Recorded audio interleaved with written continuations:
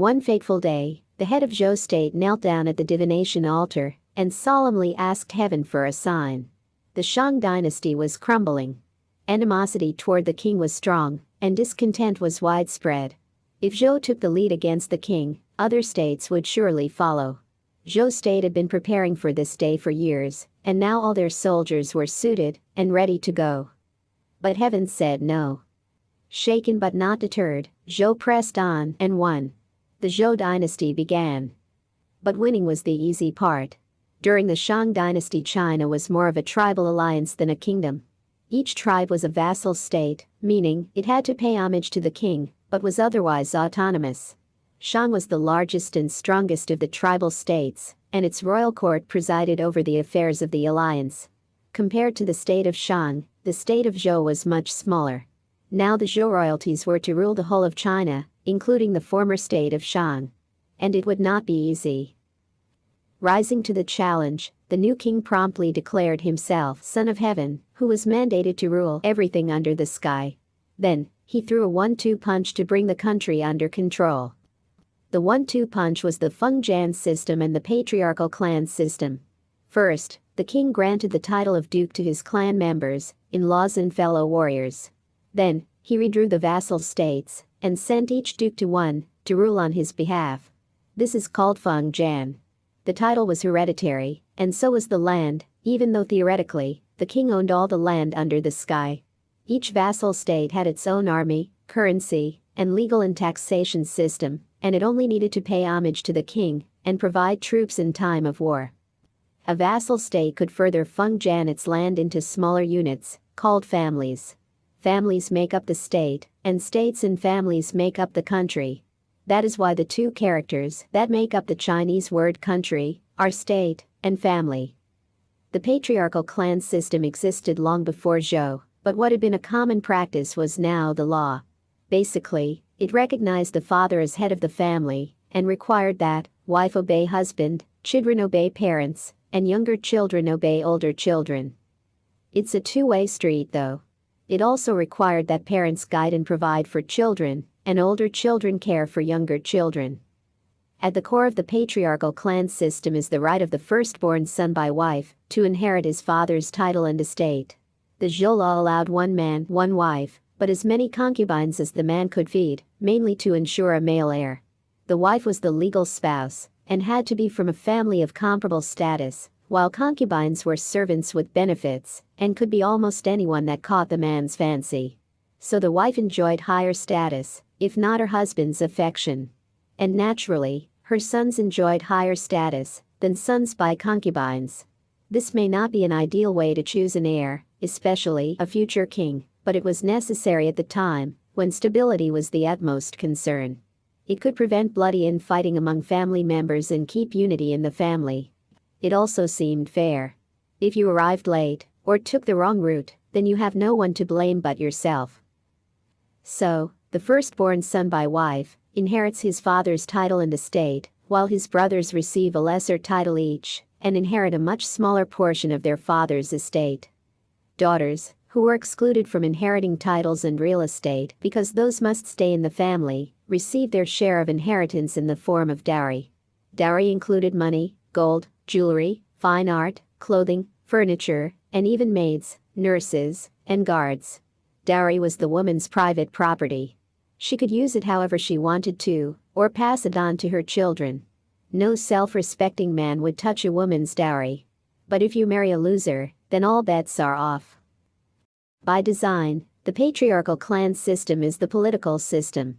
You see, the king is father to his sons at home, and boss at work, dukes are fathers to their sons at home, and bosses at work, and so on at every level. Or look at it this way. The king rules the country, his sons, other blood relatives, and in-laws rule vassal states, and his other blood relatives and their in-laws lead powerful families. Therefore, the entire country is a big family headed by the king.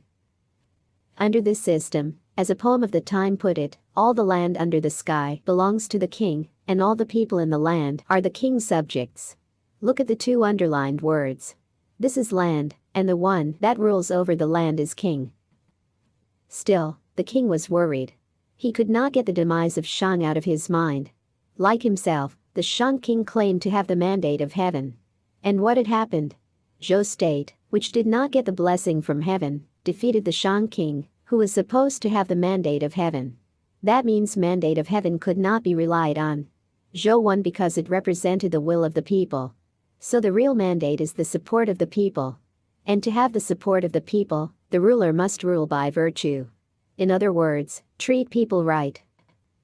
After much deliberation, the king decided on a people-based governing approach.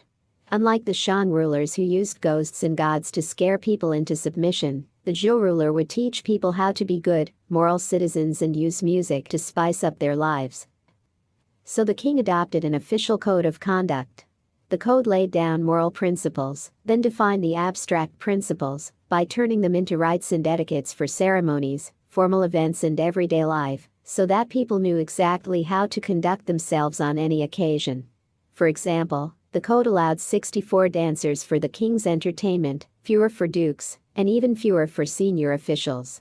That's one instance of how respect was defined.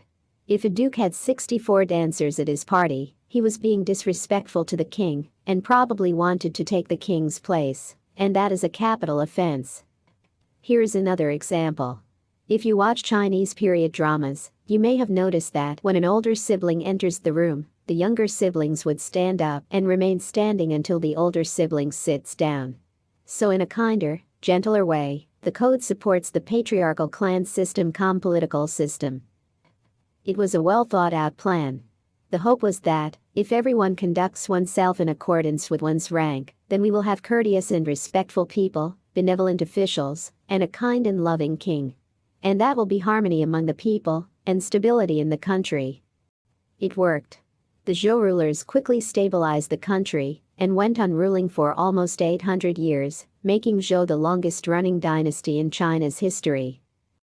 Zhou's progressive social policies profoundly influenced the Chinese society and culture. It started the Chinese cultural tradition of sage and ancestor worship. When Zhou realized that the real mandate came from the people, it began to promote outstanding humans as role models. This included sage rulers and inventors such as Yaqiashi, Serenshi and those others that we talked about in episode 2, and it was later expanded to include great thinkers and individuals with high morals. With them as role models, there was no need for gods or religion, because those real people, from whom the Chinese people descended, served the same purposes: a moral authority to guide the people, and a common belief to unite the people. Surely, they became legends, larger than life, but still, they were real people, not gods. Even in Chinese mythology and fairy tales, every last one of the gods is flawed, just like humans. In other words, all gods were humanized. They were created to provide entertainment, rather than guidance. And China remains a secular society. Under Zhou, respect for knowledge and emphasis on learning became hallmarks of Chinese culture. Robust economic growth in the early part of the Zhou dynasty brought wealth and leisure to a greater number of households and fueled the desire for a more fulfilling life. This led to the emergence of a vibrant scholar class. Debates ensued about the meaning of life, social justice, and ways to govern the country and build the culture. Out of those spirited debates emerged all major schools of thought that ancient China had to offer, including Taoist, Moist, Legalist, and Confucian.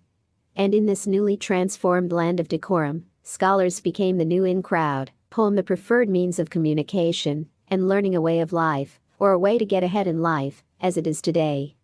The patriarchal clan system, which was adopted by all dynasties that followed, was in place for nearly 3,000 years.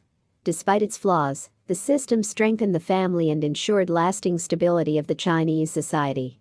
Many of the moral values it championed remain values to live by to this day.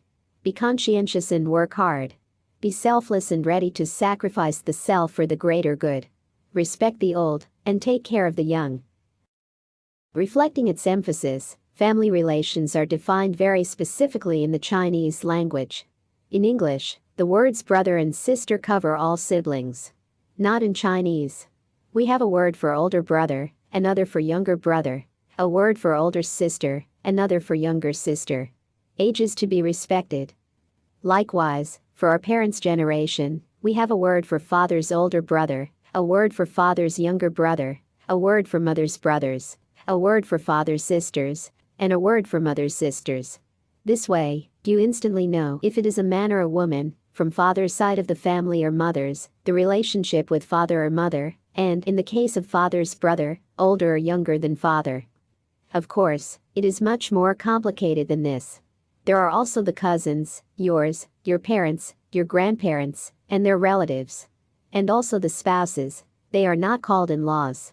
Just know that there is an exclusive term for every position in a super extended, multi-generational family.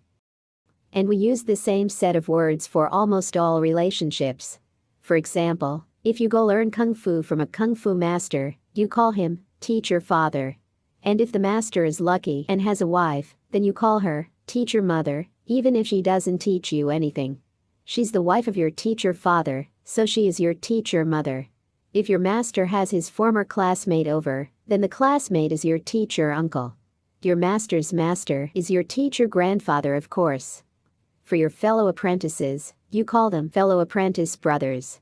The older ones, older fellow apprentice brothers, and the younger ones, younger fellow apprentice brothers. If your classmates are girls, just replace brother with sister. It is the same thing. In other words, every relation is family relation.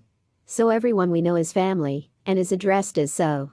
For example, my classmates' parents are shushu, ayi, or uncle, aunt.